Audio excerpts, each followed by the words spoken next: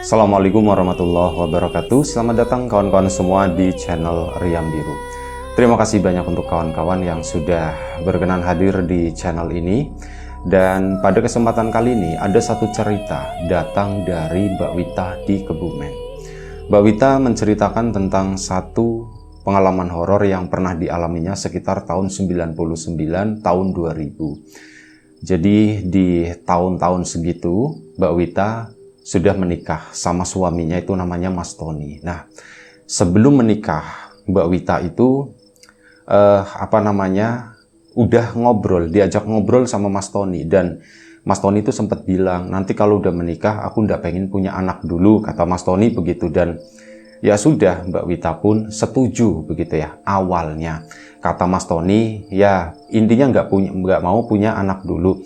Ya Mbak Wita kan mikirannya paling mungkin setahun gitu kan, nggak terlalu lama. Dan ya kehidupan pun berjalan. Dijalanilah rumah tangga itu berdua dan semuanya itu baik-baik aja, nggak ada masalah apapun. Dan ya pengennya apa kawan-kawan semuanya, apa kabar hari ini?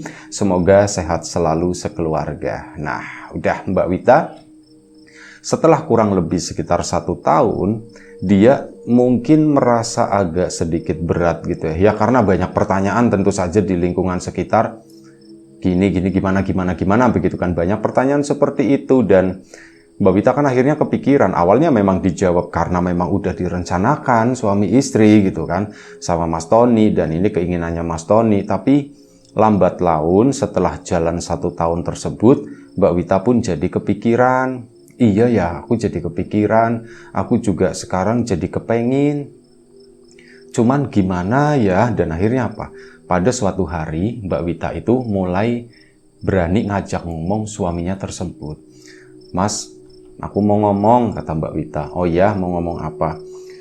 Mas, aku kepengin punya anak, katanya begitu, kata si Mbak Witanya. Mas Tony menolak obrolan tersebut. Jangan dulu deh, jangan ngomongin itu dulu, nanti nunggu waktu, kata si Mas Tony. Nanti nunggu enakan gitu kan. Mbak Wita pun, oh ya sudahlah, memang ini obrolan yang ya tentu saja buat pasangan suami istri tertentu begitu ya, merupakan obrolan yang lumayan cukup berat ya. Takutnya salah waktu, salah kondisi, nanti Mas Tony yang ada malah marah gitu kan, marah besar atau bagaimana. Akhirnya ya Mbak Wita pun mengalah. Dan semenjak hari itu, semenjak saat itu, semenjak Mbak Wita 1 tahun memendam, kemudian menyampaikan hal tersebut ke Mas Tony, sikap Mas Tony itu jadi berubah perlahan itu, tapi kelihatan banget lah. Mas Tony itu jadi diem, dan saat didatengin Mbak Wita, dia itu berusaha menghindar kayak gitu. Dan suaminya Mbak Wita sendiri itu sebenarnya ini bukannya menjelekkan, oh ya catatan dari Mbak Wita ya, nama udah disamarkan semuanya, bukan menjelekkan mantan suaminya yang pertama. Jadi itu mantan suaminya sekarang, karena Mbak Wita menikah lagi dengan seseorang yang baru ya, dengan alasan nanti yang akan diceritakan. Jadi mantan suaminya tersebut itu kalau ditanya pekerjaannya apa gitu ya, Mbak Wita bingung. Karena apa? Setaunya Mbak Wita, suaminya itu ya tanda kutip lontang-lantung begitu ya. Kesana kemari ya banyak proyek lah, tapi tidak tahu proyeknya itu proyek seperti apa, tidak ada pekerjaan tetap dan sebagainya. Namun secara finansial Mbak Wita itu nggak kekurangan. Itu jadi di satu sisi menyenangkan ya, sering sering bareng suami juga. Waktu kosong liburan itu juga banyak kayak gitu, waktunya itu fleksibel banget. Tapi ya itu, ada satu keinginan dari suami yang bikin berat Mbak Wita. Dan ya wis lah, dijalanin itu 1 tahun. Kemudian seperti itu, begitu nanyain suaminya yang tadinya itu hangat sama Mbak Wita. Ya seperti suami-suami pada umumnya begitulah ya. Belakangan itu jadi dingin, jadi menghindar. Ya jarang pulang, yaitu karena proyekan-proyekan itulah gitu ya. Mbak Wita itu percaya sama suaminya. Saat di luaran sana itu percaya, cuman ya itu tadi, begitu sampai rumah itu kayak jadi orang asing. Aku kayak dimusuhin begitu ya, pikirnya Mbak Wita. Pokoknya suasana itu jadi berubah, di keluarganya Mbak Wita semenjak Mbak Wita menanyakan masalah keinginannya itu untuk memiliki seorang anak. Dan sebelum kita lebih jauh dalam cerita, mohon izin mau dagangan sebentar, mau promo bawang goreng Nyawiji, bawang goreng renyah, kualitas premium, digoreng sendiri tanpa campuran apapun, tanpa tepung, tanpa micin, tanpa singkong, dan tanpa yang lain-lain gitu ya. Bawangnya itu dari bawang Brebes, bawang yang ya udah terkenal lah, rasa sama aromanya itu gak ada lawan gitu ya, paling mantap gitu. Beda dengan bawang impor yang mungkin ukurannya lebih besar, tapi secara rasa itu gak ada hambar gitu ya. Kalau ini rasanya itu kuat banget, aromanya itu juga menyengat, sedep, bikin lapar gitu. Monggo kawan-kawan yang berminat bisa cek di bawah ini ya, di link di bawah ini. Atau mungkin kawan-kawan bisa langsung beli juga selain di Shopee, TikTok, sama Tokopedia, bisa beli juga di nyawiji.com. Silakan cek aja di sana, bisa beli langsung di situ. Untuk kawan-kawan yang kemarin sudah sempat memesan, terima kasih banyak atas pesanannya. Dan mungkin untuk kawan-kawan yang belum sempat memesan, ya ditunggu pesanannya. Itu aja, terima kasih. Kita lanjut lagi cerita dari Mbak Wita tadi. Nah, semenjak itu kan sikap Mas Tony mulai berbeda. Dan ya sudah, Mbak Wita pun akhirnya menanyakan, Mas kenapa sih sikap kamu kok jadi beda seperti itu? Oh, enggak apa-apa gitu ya, enggak apa-apa. Oh ya, tadi belum disebutin kalau nggak salah. Suaminya lontang-lantung itu bukan berarti Mbak Wita itu nggak dinafkain secara finansial ya, secara lahir gitu. Nafkah itu lancar banget. Nggak ada yang kurang lah di situ. Mbak Wita juga bukan tipe yang gimana-gimana beli gitu, nggak. Cuman kebutuhannya itu benar-benar ketutup sama si Mas Tony. Jawabannya itu karena satu, orang tuanya Mas Tony itu adalah orang kaya raya, dan ya masih setaunya Mbak Wita masih disuplai sama orang tua. Tapi ya sebagai seorang istri kan tentu saja, Mas ayo Mas kita cari sendiri. Iya, ini kan aku lagi coba nyari, jalanin ini. Memang baru setahun, belum ada sesuatu yang kelihatan berhasil. Tapi Mbak Wita bisa mengerti hal itu. Ya wis, nggak apa-apalah gitu ya. Akhirnya sudah, dan orang tuanya Mas Tony juga nggak keberatan gitu kan. Malah sayang sama Mbak Wita, itu sayang banget. Waktu pun berjalan, menjalani kehidupan yang seperti itu, enak, indah gitu ya, cuman rasa-rasanya kok kayak agak timpang gitu. Belakangan itu mulai agak-agak sedikit aneh, sampai pada suatu hari, Mas Tony itu sempat pergi 2 hari, minta izin. Aku mau pergi 2 hari, kata Mas Tony. Loh, Mas mau kemana? Ditanya begitu kan. Aku mau ketemu temanku, kata si Mas Tony. Dan Mbak Wita memang percaya gitu ya, nggak curiga sama Mas Tony apapun gitu, itu nggak curiga. Soalnya dia juga nggak ada yang tertutup. Semua teman-temannya kenal, dulu waktu itu masih tahun 99, jadi belum ada handphone ya.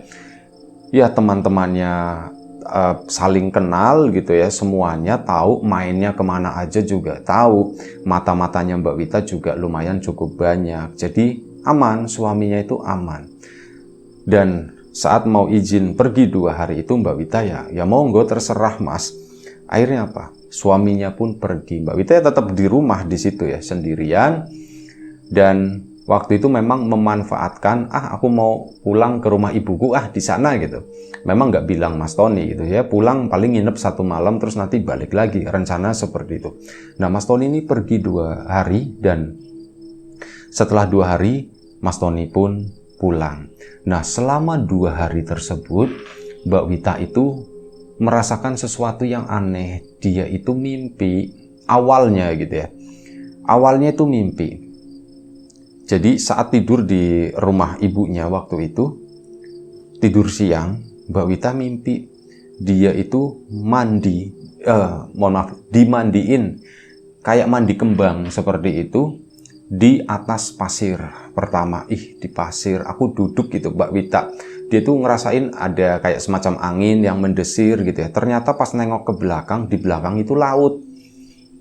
Laut gitu kan. Terus apa? Banyak orang itu dari arah, ya pokoknya dari arah depannya Mbak Wita, belakang itu kan laut. Dari arah depannya Mbak Wita ini berjejer banyak puluhan. Ada yang bawa kendi, ada yang bawa kembang-kembang seperti itu, ada yang bawa semacam makanan, sesajen dan sebagainya.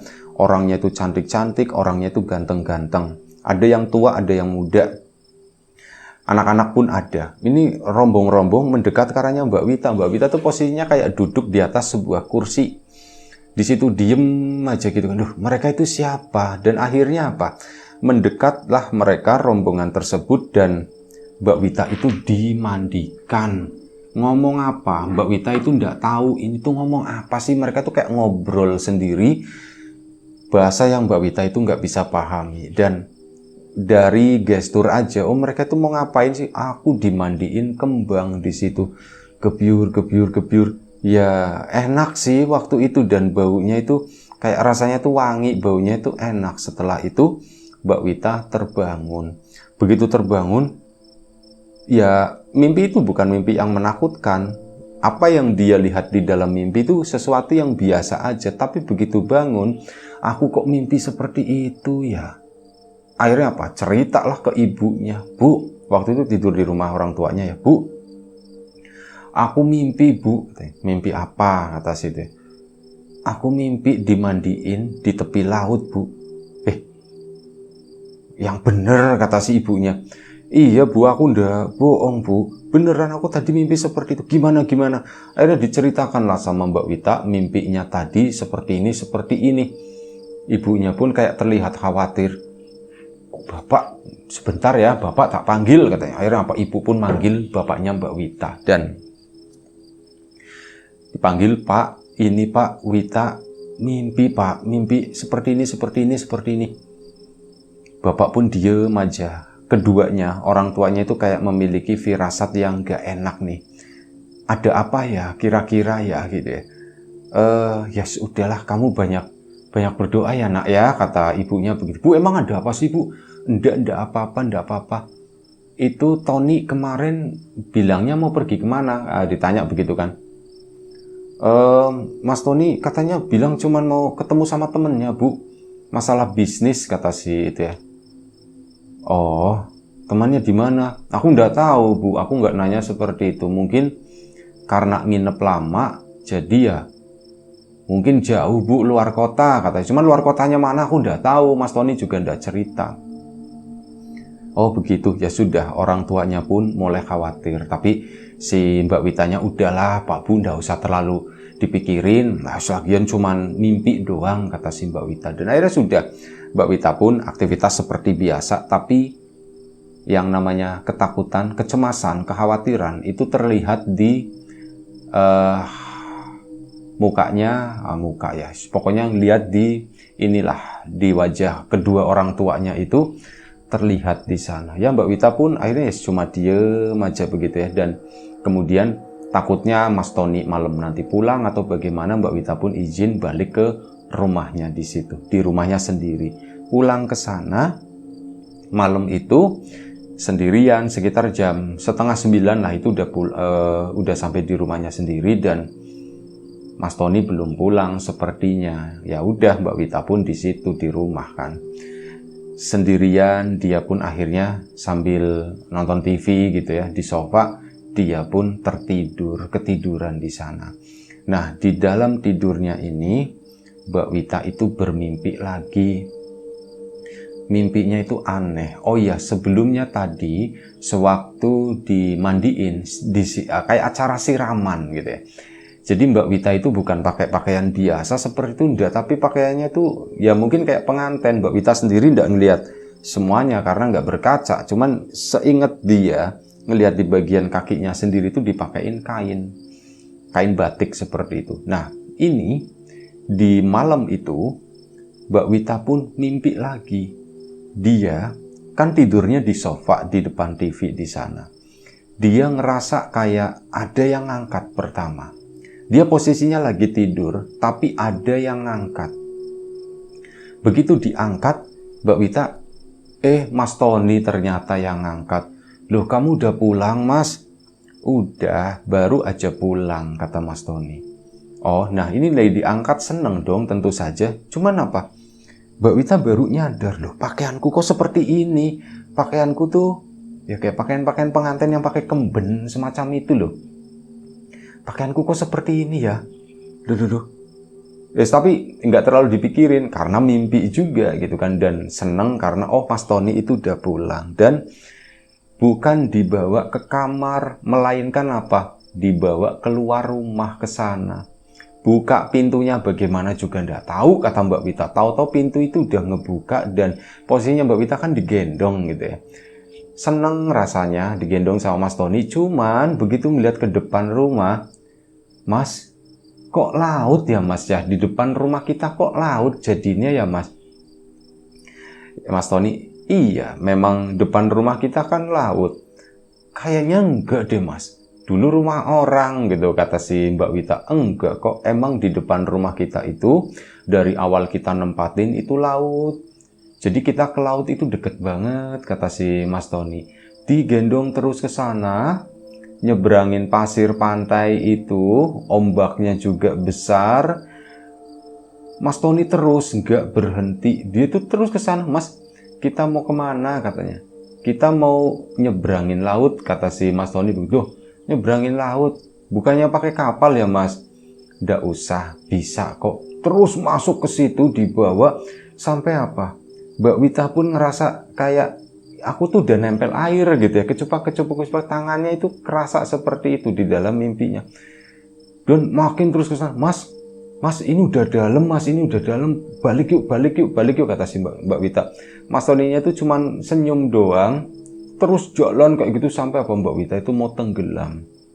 Begitu dia mau tenggelam, dia pun langsung terbangun, kaget bukan main gitu kan. Ngos-ngosan, waktu itu sekitar jam setengah 12 malam. Di rumah itu sendiri takut, merinding sekujur badan. Apa ya? Perasaanku itu udah mulai ndak enak. Aku 2 kali mimpi tentang laut. Yang pertama ya yang itu yang aku dimandikan di sana, siraman di situ. Yang kedua, aku digendong sama Mas Tony. Justru mau dicelupin, mau dimasukin ke dalam laut sana. Ada apa ya? Kok mimpi ini kok kayak berhubungan dan tempatnya itu sama, mirip. Laut-lautnya itu seperti itu. Hawanya tuh agak-agak sedikit mendung. Pasirnya pun ya putih banget sih, enggak, cuman agak-agak campur-campur begitulah. Lautnya itu sama, 2 kali mimpi gitu. Mbak Wita pun kepikiran, ketakutan sendiri waktu itu. Karena ketakutan, jam setengah 12 atau jam 12 malam itu Mbak Wita pun akhirnya memutuskan, udahlah Mas Tony juga nggak bakalan pulang malam-malam begini. Nanti kalau misal Mas Tony pulang, akunya ndak ada, aku jujur aja, Mas aku takut sendirian di rumah, jadi aku tidur di ibu. Aku mending seperti itu. Mbak Wita malam itu pindah, naik sepeda motor ya, pindah ke rumah ibunya ke sana. Ya ngetok-ngetok malam-malam, orang tuanya bangun dan tentu saja khawatir. Loh, ada apa malam-malam begini? Ndak apa-apa Bu, aku cuman di rumah takut sendirian, jadi Mas Tony-nya belum pulang soalnya. Aku mau tidur di sini. Akhirnya apa? Tidurlah di situ, cuman bapak sama ibunya itu kan memendam kekhawatiran ya, mimpinya Mbak Wita yang pertama. Dan akhirnya sudah ditanyalah si Mbak Wita sama ibunya, kenapa? Kamu kenapa takut? Ditanya begitu, cuman Mbak Wita merahasiakan. Udahlah, yang siang tadi diceritain begitu bapak sama ibu aja kepikiran. Bagaimana sekarang kalau misal tak ceritain mimpi yang kedua seperti itu? Waduh, nanti tambah kepikiran. Enggak deh, kasihan deh. Aku ndak mau cerita dulu, pikirnya Mbak Wita. Akhirnya sudah hanya numpang istirahat di situ. Keesokan paginya Mbak Wita pun pulang dan Mas Tony belum pulang juga. Baru beberapa jam kemudian, sekitar jam 10-an, Mas Tony pulang. Akhirnya ketemu di situ. Mbak Wita pun dia nggak cerita apa-apa ke suaminya. Takutnya itu tadi, suaminya khawatir atau sebaliknya suaminya itu nggak peduli sama sekali. Jadi ya wis lah, biar aku aja yang nyimpen gitu. Waktu pun berjalan. 1 minggu setelah kepulangan Mas Tony waktu itu, Mas Tony itu ngajak ngobrol Mbak Wita. Sini bentar. Iya Mas, kenapa Mas? Kita udah lama ya nggak jalan-jalan, kata Mas Tony. Iya ya Mas ya, kita udah lama nggak jalan-jalan gitu. Kamu mau jalan-jalan enggak, kata Mas Tony. Ya mau Mas, kata si Mbak Witanya. Ya udah kita jalan-jalan yuk. Kemana Mas? Lah nanti terserah Mas aja, katanya begitu. Tak rahasiain dulu, bilangnya begitu. Ya udah. Akhirnya apa? Ditentukan harinya, jalanlah mereka berdua. Ya ke arah selatan sana. Gak jauh dari laut.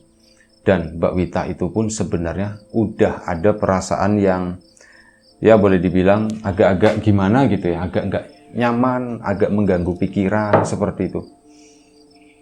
Mas Tony kok ngajak aku ke laut ya? Ada apa ya? Kok aku tiba-tiba keinget dengan mimpiku yang sebelumnya. Mas, kita mau kemana mas? Ya, kita cari angin di laut, kata Mas Tony. Cari angin di laut mas, tapi kan ini udah mau sore mas, kata si Mbak Wita. Ya ndak apa-apa, kan sekali-kali, kata Mas Tony gitu kan. Kamu belum pernah, jarang lihat kan sore-sore di laut, kata Mas Tony.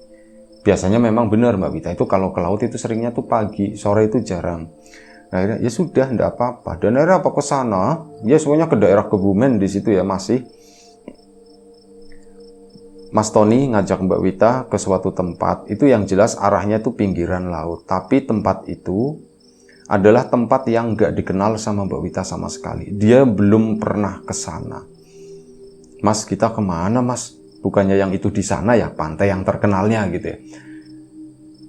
Nggak apa-apa, kita coba. Kalau di sana kan rame, kalau di sini tuh enak, sepi, kata si Mas Tony. Oh gitu mas, ya sudah. Tapi oke, Mbak Wita nurut sama suami. Tapi kepikiran, aku kok jadi takut ya kesini-sini.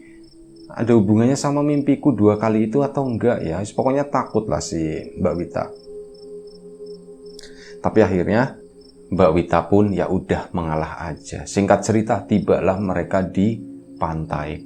Waktu itu sekitar jam 3 sore.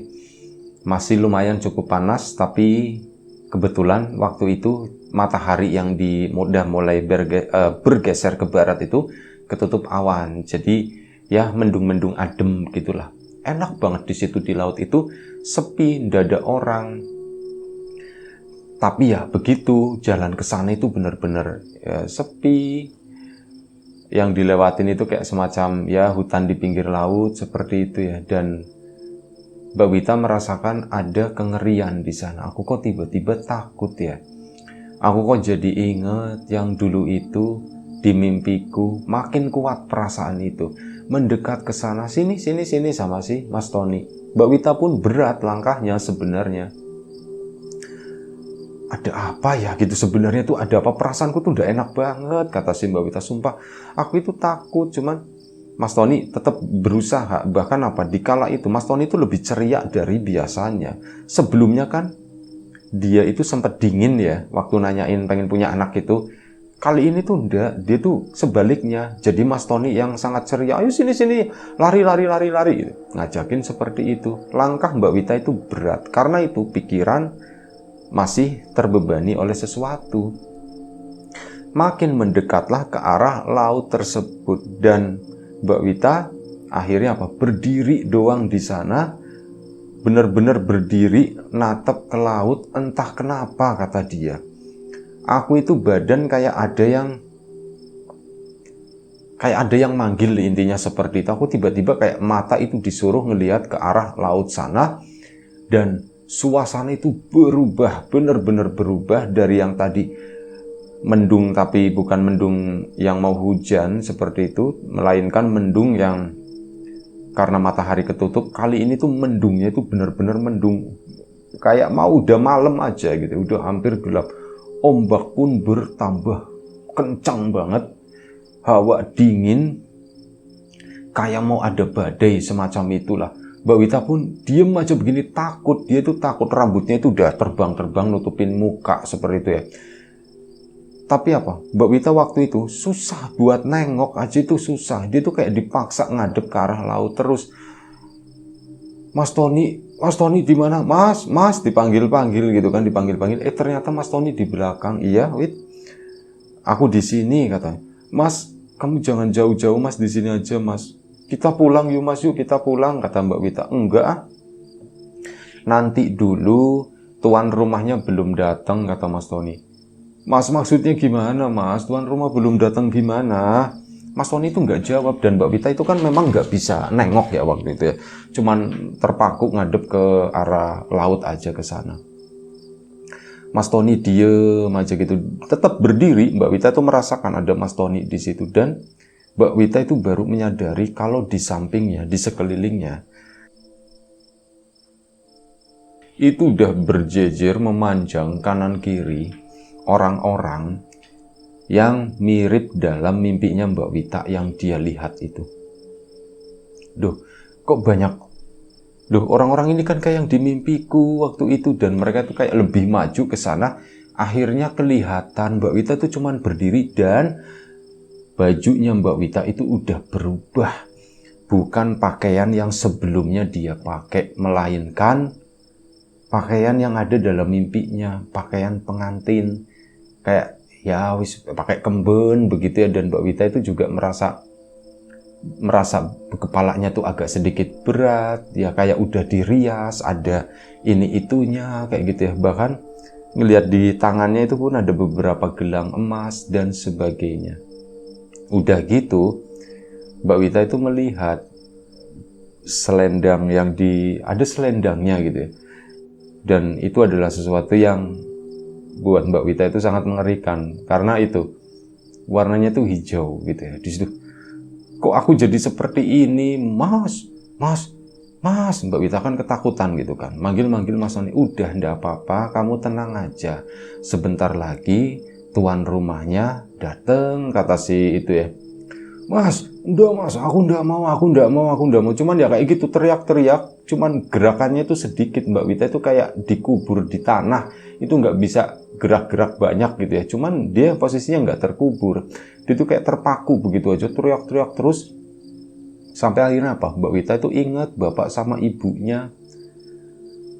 Tiba-tiba ngebayangin bapak sama ibunya itu datang ke situ gitu ya. Pak, Bu, tolongin aku, kata si Mbak Wita. Sambil ya berdoa tentu menurut yang Mbak Wita bisa begitu ya. Sambil itu, Pak, Bu, tolongin aku di sini, katanya begitu kan. Tiba-tiba bapak sama ibunya Mbak Wita itu datang dari samping. Itu berjalan, dan Wita, ayo pulang, kata si bapak sama ibu. Cuman apa? Bapak sama ibu itu cuman berdiri di situ, nggak mendekat. Kayak berjarak 2 meter di depannya Mbak Wita. Mbak Wita tuh bisa melihat, Pak, Bu, aku pengen pulang, ayo pulang. Kata ibunya tuh cuman dijawab seperti itu, ayo pulang, kamu jangan ke sana, Iya Pak, Bu, aku mau pulang gitu kan. Ayo pulang, sini.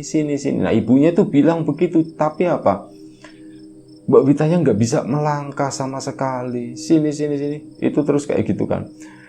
Mas Tony, aku mau pulang, aku nggak mau di sini. Pokoknya aku nggak mau di sini. Itu sampai nangis gitu ya si Mbak Wita, kejar, aku mau pulang, Pak, Bu, tolongin, aku ditarik, aku nggak bisa gerak, katanya begitu kan. Dan akhirnya apa? Bapaknya Mbak Wita pun mendekat ke situ, dan bapaknya Mbak Wita itu sepertinya saat mendekat itu susah banget. Kayak ada yang megangin, kayak ada penghalangnya, tapi dipaksakan. Akhirnya bisa kepegang tuh tangannya Mbak Wita, ditarik begitu kan. Nah, begitu ditarik, Mbak Wita pun kayak ada yang megangin ya di belakangnya. Mbak Wita nengok ke belakang itu kan, orang-orang yang dia lihat di mimpi itu. Nah, begitu dilihat, itu Mbak Wita kaget bukan main.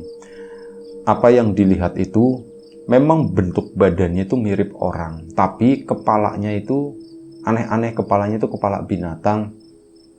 Ada yang kepala anjing, ada yang kepala kucing, kepala bebek pun ada, ayam ada, kuda ada.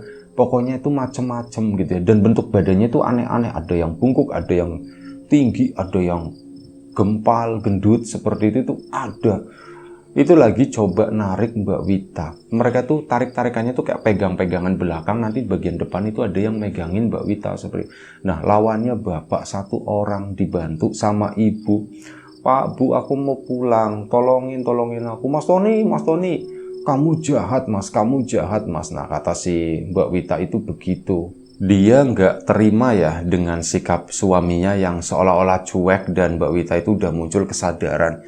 Ini nggak bener, aku kesini diajak sama Mas Tony. Sebelumnya itu aku udah dapat firasat buruk melalui mimpi 2 kali. Dan kejadian ini tuh bener gitu. Aku dibawa Mas Tony ke sini, itu aku mau diapain ya gitu ya. Salahku apa? Aku cuman minta pengen punya anak gitu sama dia. Toh dia suamiku, aku istrinya.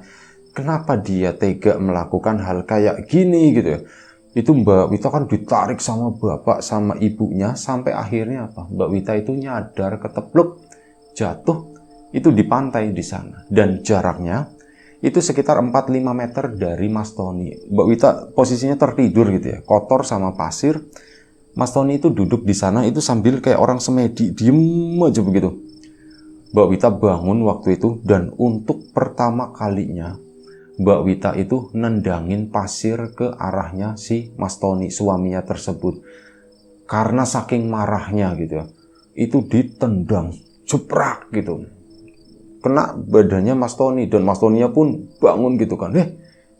Kamu kurang ajar. Nah, Mas Tony-nya udah mulai ngegas. Untuk pertama kalinya juga mereka dari pengantenan selama setahun lebih itu gak pernah berantem, gak pernah apa. Bisa jaga sikap, bisa jaga apa, menjaga perasaan pasangannya. Cuman giliran di tepi pantai selatan tersebut, mereka itu berantem untuk pertama kalinya. Bahkan apa?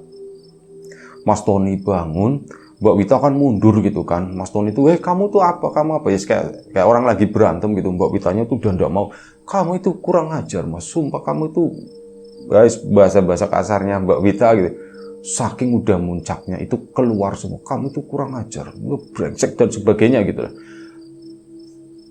Kamu yang ini ya. Mas Tony-nya pun nggak mau disalahkan begitu. Mbak Wita pun lari dari tempat tersebut. Mas Tony nggak ngejar. Awalnya sih ngejar, cuman karena mungkin ya nggak ketangkep atau bagaimana gitu ya. Mbak Wita lari, coba nyusurin itu jalan keluar dari sana. Sampai akhirnya Mbak Wita udah mulai memasuki area yang hutan-hutan itu ya. Udah keluar dari pasir pantai tersebut. Mbak Wita itu ketemu sama kakek-kakek. Duh, lewatnya sini, jangan lewat situ. Itu nyasarin, kata si kakek tersebut. Ya Mbak Wita nggak langsung percaya. Mbah, tolong Mbah jangan main-main Mbah gitu kan. Aku cuman pengen pulang Mbah. Ayo lewatnya sini. Kalau mau pulang lewat sini, jangan lewat situ. Kalau lewat sana nanti kamu balik lagi ke laut, kata si Mbak Wita. Kata si kakek tadi. Akhirnya apa? Ayo sini. Si kakek pun jalan di depan. Mbak Wita pun nurut gitu kan. Awalnya Mbak Wita tuh, ini kakek kenapa jalannya pelan banget gitu ya. Aku tuh udah pengen pergi dari Mas Tony. Aku nggak mau diituin lah intinya. Nggak mau dikejar dan wis pokoknya aku udah kesel banget. Si kakek itu begitu Mbak Wita kepikiran, dia tuh tiba-tiba jalannya tuh cepet banget. Bukan cepet kakinya begini, seret semacam itu kata si Mbak Wita. Dan Mbak Wita pun akhirnya ngejar dia gitu, ngos-ngosan. Dan gak lama setelah itu Mbak Wita tiba di pinggir jalan, di pinggir jalanannya pokoknya arah Cilacap, Jogja sana, yaitu di daerah Kebumen di situ. Dan setelah tiba di situ, Mbak Wita nyari tumpangan gitu ya, ketemu bus waktu itu kebetulan, dan akhirnya sudah seadanya gitu kan, dia numpang walaupun jaraknya tidak terlalu jauh, akhirnya numpang di situ, pulang itu lanjut naik angkot dan sebagainya. Dan singkat cerita, Mbak Wita pun pulang ke rumah ke sana, itu nangis ke bapak sama ibunya. Pak, Bu, aku itu tadi habis ngalamin ini semuanya, Mas Tony yang ngajakin begini gitu ya. Dan aku nggak mau nerusin sama Mas Tony. Aku itu takut, beneran aku takut. Dan karena bapak sama ibunya sebelumnya itu juga udah menyimpan kekhawatiran tersebut, akhirnya yang ngomong sama si Mbak Wita, jadi mau kamu gimana? Pak, aku mau udahan sama Mas Tony, katanya. Aku udah mau hidup sama dia. Hidupku tuh aneh, kata si Mbak Wita. Itu kayak seolah-olah baru menyadari gitu ya. Hidupku tuh aneh. Dia nggak pernah kerja, tapi aku tuh kecukupan terus gitu ya. Bukannya aku nggak bersyukur, cuman pasti ada sesuatu gitu ya. Ada sesuatunya, kata si Mbak Wita. Dan akhirnya dari situ Mas Tony nyusul ke sana, ke rumahnya Mbak Wita. Tapi Mbak Wita nggak mau nemuin sama sekali. Witanya nggak mau ketemu, Ton, katanya begitu kan. Loh Pak, tapi kan saya suaminya. Iya saya tahu, cuman yaitu tadi, nanti kalau kamu misal maksa masuk, nanti kalian malah berantem dan nanti bikin keributan di sini, malu-maluin gitu. Udah kamu pulang aja dulu, nanti coba tak tenangin ya, katanya gitu. Oh ya sudah Pak. Tony pun pulang ke rumah ke sana. Ya udah, Mbak Wita di situ bukan ditenangin, karena Mbak Wita itu udah tenang juga. udah bisa diajak ngobrol, diceritakan kan apa sih yang kamu alami. Aku tuh ngalami begini-begini Pak. Dan Mbak Wita itu berpikir waktu itu, aku itu mau ditumbalin, bisa jadi tumbal keluarganya si Mas Tony tadi. Ini bisa jadi seperti itu ya pikirannya Mbak Wita. Dan nggak lama setelah itu Mbak Wita pun mulai ngurus itu perceraian dan sebagainya. Yus kaget kan, warga juga pada kaget, Wita sama Tony gitu kan. Itu wah mereka itu hidupnya enak, banyak yang bilang seperti itu. Teman-temannya Mbak Wita juga sama. Tapi keputusan sudah diambil dan akhirnya Mbak Wita sama Mas Tony pun singkat cerita begitu ya. Ini pisah begitu kan. Nah udah semenjak hari itu Mbak Wita itu udah nggak pulang ke sana kecuali ambil pakaian barang-barang dia sendiri yang dikasih sama Tony itu sebagian dibalikin lagi gitu ya. Kecuali yang abu-abu ini dulu aku beli sendiri atau gimana. Nah itu baru diambil sama Mbak Wita. Nah yaitu setelah itu Mbak Wita pisah. Dan setelah pisah itu tadi ada kabar kalau bapaknya Mas Tony itu sakit. Dan ya mau gimana lagi, Mbak Wita kan udah bukan menantunya begitu ya. Kepengen nengokin ke sana, cuman kata bapak jangan gitu kan. Kata bapak jangan, nanti kalau ada apa-apa, nanti mereka yang kesini kok, kata bapak itu seperti itu. Dan bener, bapak sama ibunya Mas Tony yang lagi kondisi sakit, termasuk Mas Tony juga datang ke rumahnya Mbak Wita. Bapaknya itu minta maaf, tapi bukan minta maaf karena dia melakukan kesalahan, justru mewakili Mas Tony. Jadi intinya tuh mau ngajak balik si Mbak Wita sama Tony lagi. Mau disuruh rujuk lah, intinya seperti itu ya. Cuman ya Mbak Wita nggak mau gitu ya. Udahlah aku nggak mau Pak, aku maaf gitu ya. Intinya Mbak Wita itu udah menjawab, aku pengen nenangin diri dulu. Akhirnya ya sudah ya, bapaknya itu tampak udah terdesak bagaimana nawarin ini itu. Cuman Mbak Wita itu kekeh menolak, aku nggak mau Pak, aku nggak mau. Akhirnya sudah kan, mereka keluarganya pun pulang. Mbak Wita di situ udah yakin dengan keputusannya, udahlah aku mau pisah aja sama Mas Tony, aku ndak mau nanti diapa-apain. Dan ya ngobrol-ngobrol sama bapaknya, akhirnya sama Pak Leknya juga nimbrung gitu kan. Jadi begini, bapaknya Tony itu datang ke sini, itu memang bukan meminta maaf atas apa yang akan dilakukan, apa yang telah dilakukannya, bukan. Dia datang ke sini supaya kamu rujuk lagi sama Tony, dan itu berlanjut. Nah, itu ada yang ngomong seperti itu. Akhirnya Mbak Wita kan tambah kuat ya. Udahlah aku ndak mau. Akhirnya menjalani kehidupan sendiri sebagai seorang janda muda. Masih kinyis-kinyis gitu ya. Masih sangat menarik. Gak lama setelah itu, Mbak Wita pun akhirnya ketemu lagi dengan seorang, ya ada seorang pria yang ya lebih baik, orangnya sederhana, tapi itu tadi lebih baik dari yang sebelumnya, yang sekarang jadi suaminya Mbak Wita, sampai sekarang punya anak banyak dan sebagainya gitu ya. Dan suaminya tersebut pun tahu cerita mengenai dulu, mengenai mantan suaminya seperti ini. Dan memang semenjak saat itu si Mas Tony hidupnya udah nggak di sini lagi. Dia tuh hidupnya di luar Jawa sana ya, udah keluar sana. Dan memang udah nggak pernah pulang. Mbak Wita sendiri itu juga nggak pernah ketemu dengan si Mas Tony. Bapak ibunya itu juga udah meninggal semuanya gitu. Jadi benar-benar udah nggak ketemu, udah putus hubungan.